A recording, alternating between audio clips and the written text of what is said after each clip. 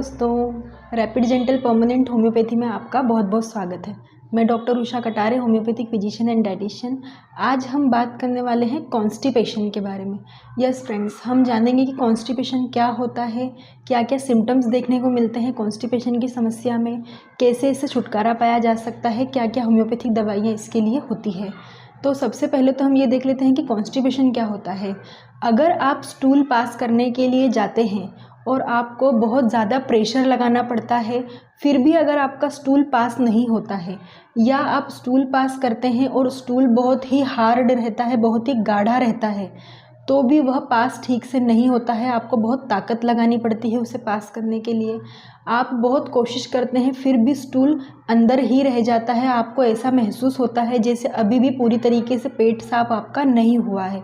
तो ये सारी समस्याएं अगर रहती है तो आप उसे कॉन्स्टिपेशन कह सकते हैं। ये कॉन्स्टिपेशन की समस्या होती है कि आपका पेट पूरी तरह से साफ नहीं होता है, या कई कई दिनों तक आपको स्टूल आता ही नहीं है, तो भी आप परेशान रहते हैं कि स्टूल पास क्यों नहीं हो रहा है। ये सारी समस्याएं कॉन्स्टिपेशन के अंदर आती है। तो देखते हैं कि इसके क्या क्या सिम्टम होते हैं।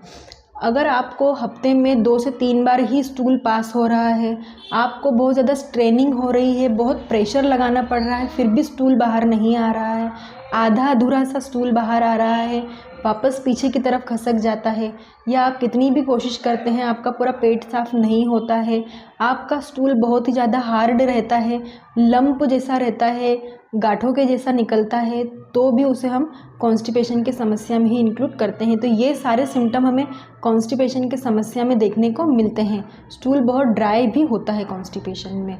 तो अब हम देखेंगे कि बहुत लंबे टाइम तक अगर हमें ये समस्या बनी हुई है और हम इसके ऊपर ध्यान नहीं देते हैं, हम प्रेशर लगाते रहते हैं, फिर भी स्टूल पास नहीं होता है और हम इसे इग्नोर कर देते हैं, तो इसकी वजह से दूसरी परेशानियां होने की समस्या रहती है। जैसे अगर आपको बहुत महीनों से कॉन्स्टिपेशन है तो हो सकता है कि आगे जाके आपको बवासीर की परेशानी हो जाए, क्योंकि बहुत प्रेशर लगातार अगर हम लगाते रहेंगे तो उसकी वजह से जो वेन्स होती है वो डायलेट होके बाहर आने लगेगी और आपको बवासीर की समस्या हो सकती है। बहुत प्रेशर लगा रहे हैं आप और स्टूल बहुत ही गाढ़ा है, बहुत टाइट है, तो उसकी वजह से आपका जो एनस है, जो रेक्टम है, वो छिल सकता है, जिसकी वजह से आपको फिशर की समस्या हो सकती है और आपका जो रेक्टम है वो प्रोलेप्स हो जाएगा। मतलब बहुत प्रेशर लगाते हैं आप रोज़ डेली स्टूल पास करने के लिए, तो एक दिन ऐसा आएगा कि आपका जो रेक्टम है, जो निचला हिस्सा, वो बाहर की तरफ निकल के आने लग जाएगा। तो इसीलिए आपको ऐसी एक्टिविटी रोज़ नहीं करना है, आपको इतना प्रेशर नहीं लगाना है। आप कोशिश करें कि आपका पेट इजीली साफ़ हो जाए। तो इसके लिए हमें क्या क्या चीज़ें करनी है, आपको ये वीडियो में आगे देखना पड़ेगा, तो आप इस वीडियो को पूरा देखिए। तो अब हम जान लेते हैं कि ऐसी क्या क्या चीज़ें हम करें कि जिसकी वजह से हमारा स्टूल आसानी से पास हो जाए और हमें प्रेशर भी ना लगाना पड़े। तो सबसे पहले तो आप अपनी बॉडी में अपने पानी के लेवल को मेंटेन कीजिए। क्यों? क्योंकि ये जो स्टूल आपका गाढ़ा हुआ है, बहुत हार्ड हुआ है, ये पानी की कमी की वजह से भी होता है। आप बहुत कम पानी पीते हैं, बिल्कुल लिटिल इंटेक करते हैं वाटर का, तो उसकी वजह से आपके शरीर में पानी की बहुत कमी रहती है, और अगर पानी कम रहेगा तो वो आपके स्टूल में भी बहुत कम मिक्स होगा और स्टूल लचीला नहीं होगा, स्टूल सॉफ्ट नहीं होगा, वो बिना पानी के बिल्कुल हार्ड होके और धीरे धीरे आपके इंटेस्टाइन से बाहर की तरफ आएगा। अगर पानी रहेगा तो वो गीला होने की वजह से जल्दी आगे खसकेगा, और अगर वो पानी नहीं है वहाँ पर तो इंटेस्टाइन में भी पानी की कमी रहेगी, क्योंकि पूरे शरीर में पानी की कमी है, तो आपके स्टूल में भी पानी की कमी, आपके इंटेस्टाइन में भी पानी की कमी, तो वो मसल्स भी ठीक से काम नहीं करेगी इंटेस्टाइन की आपके स्टूल को आगे बढ़ाने के लिए, और स्टूल भी आगे नहीं बढ़ेगा क्योंकि वो खुद भी ड्राई है। तो दोनों ही अपनी अपनी जगह पर धीरे धीरे काम करेंगे, जिसकी वजह से आपका स्टूल धीरे धीरे बाहर की तरफ आएगा और इधर उधर फंसने लगेगा, अटक जाएगा। आपको रेक्टम में भी कई बार ऐसा लगेगा कि आपका स्टूल वहीं पर अटका पड़ा है, आगे ही नहीं बढ़ रहा। क्यों? क्योंकि उसे आगे बढ़ने के लिए लचीलापन मिला ही नहीं है, आपने पानी की कमी रखी है। तो इसीलिए आपको अपने शरीर में पानी का लेवल मेंटेन रखना है, आपको पानी की बिल्कुल कमी नहीं होने देना है, नहीं तो आपका स्टूल डार्क, हार्ड और गाढ़ा रहेगा। ठीक है, तो इसलिए पानी बहुत ज़्यादा मात्रा में पिएं। आप फल फ्रूट का जूस पिए, फल फ्रूट खाएं, इनमें बहुत ज़्यादा फाइबर होता है, साथ ही इनमें बहुत ज़्यादा पानी भी पाया जाता है, तो ये भी पानी की कमी को दूर करते हैं। तो आपको अच्छे अच्छे फल फ्रूट खाना है, रसीले, पानीदार।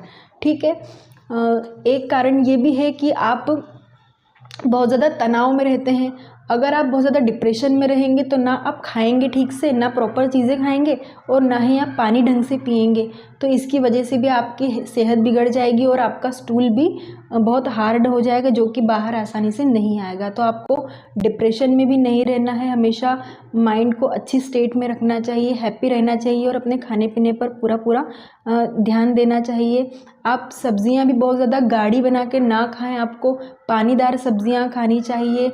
आपको खाना अच्छे से चबा चबा कर खाना चाहिए, जिससे कि वो आसानी से डाइजेस्ट हो जाए और उसमें अच्छी तरीके से स्टूल बाहर भी निकल जाए, कोई तनाव आपको ना उठाना पड़े। तो इस तरीके से हम ये सारी चीज़ें करके अपने स्टूल को पतला बना सकते हैं और इजीली उसे बाहर भी कर सकते हैं। अगर आपको हमारा ब्रेन हमें सिग्नल देता है, अगर हमें पेट साफ़ करने के लिए जाना रहता है तो उसके पहले हमारे पेट में हल्का सा दर्द होता है।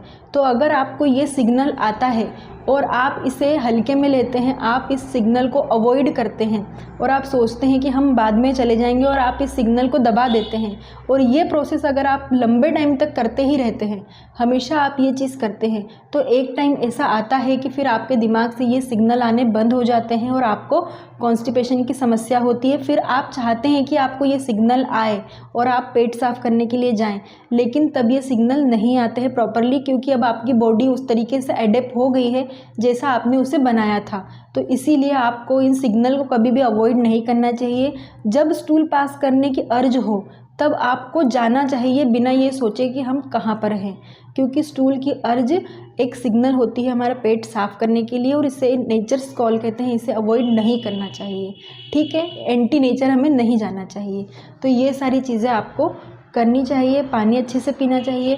बाकी अगर हम होम्योपैथिक मेडिसिन देखें स्टूल के लिए तो बहुत ही अच्छी अच्छी मेडिसिन है हमारे पास। जैसे सबसे पहले एल्यूमिना मेडिसिन है। एल्यूमिना मेडिसिन में हमारा जो इंटेस्टाइन रहता है वो बहुत ज़्यादा ड्राई हो जाता है, क्योंकि हम पानी बहुत कम पीते हैं, तो इसकी वजह से पूरे शरीर में बहुत ड्राइनेस होती है। तो जो स्टूल होता है वो भी बहुत गाढ़ा होता है, आगे खसकता नहीं है, इधर उधर चिपकने लगता है इंटेस्टाइन की दीवारों से, तो उसे निकालने बहुत एफर्ट लगाना पड़ता है। कई बार तो ऐसी इच्छा होती है व्यक्ति की कि वो अपने हाथों से ही स्टूल को बाहर निकालने की कोशिश करे। तो इस तरीके के अगर सिम्टम आपको देखने को मिलते हैं तो आपको एल्यूमिना मेडिसिन लेना चाहिए। ये इंटेस्टाइन की ड्राइनेस को भी कम करती है, साथ ही आपको पानी भी पीना चाहिए। एल्यूमिना मेडिसिन की 30 या 200 पोटेंसी अगर आप 10 से 15 दिनों तक दिन में 2 बार 10-10 गोली लेते हैं तो इससे आपको स्टूल में बहुत ही राहत मिलेगी। स्टूल आपका बिना एफर्ट के ही पास होने लगेगा। सेकेंड मेडिसिन है ब्रायोनिया एल्बा मेडिसिन। फ्रेंड्स, अगर ब्रायोनिया एल्बा मेडिसिन को हम देखते हैं तो इसमें इंटेस्टाइनल एटोनी पाई जाती है। मतलब इस मेडिसिन में जो इंटेस्टाइन की मसल्स होती है वो बहुत ही स्लोली काम करती है और पूरे शरीर में बहुत ड्राइनेस पाई जाती है।